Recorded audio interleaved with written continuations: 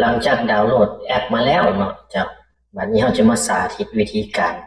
ใช้ฟังก์ชันตัวสแกนเข้าเวียกเลิกเวียกนะเจ้านี่ฟังก์ชันสแกนเข้าเวียกเลิกเวียกมันตัวนี้อันนี้เป็น QR ของทางบริษัทอันนี้เป็นแอปของทางพนักงานตอนเข้าเวียกเขาก็แค่กดเช็คอินตัวนี้เข้าไปเนาะกดสแกนปึ๊บมันจะบันทึกเวลาเข้าไปในระบบทันทีเนาะตอนเข้าเวียก อันนี้หลังจากเข้าเวียกแล้วเฮ็ดเวียกไปในระยะเวลาที่เราจะเลิกเวียกสมมติว่า5 โมง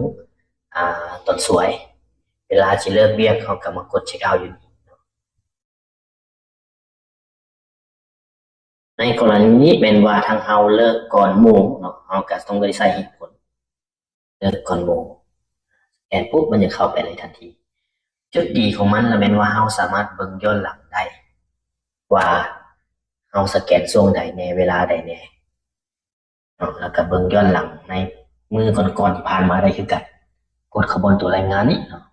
เราจะเห็นเลยละเอียดในแต่ละมือคันสั้นในแต่ละเดือนนั้นเราก็จะเป็นต้องสงสัยว่าสแกนไปแล้วมันเข้าไประบบหรือบอหรือว่าสแกนไปแล้วHR หรือการเงินเพิ่นจะไหลเงินในผิดหรือบอเอาทางพนักงานเองก็มีหลักฐานได้อยู่ในตัวมือถือนี้เลยนะเจ้าราคาที่สำคัญเนาะถึงแม้ว่าบ่มีอินเทอร์เน็ตเนาะบ่มีอินเทอร์เน็ตก็สามารถสแกนได้คือกันในโหมดออฟไลน์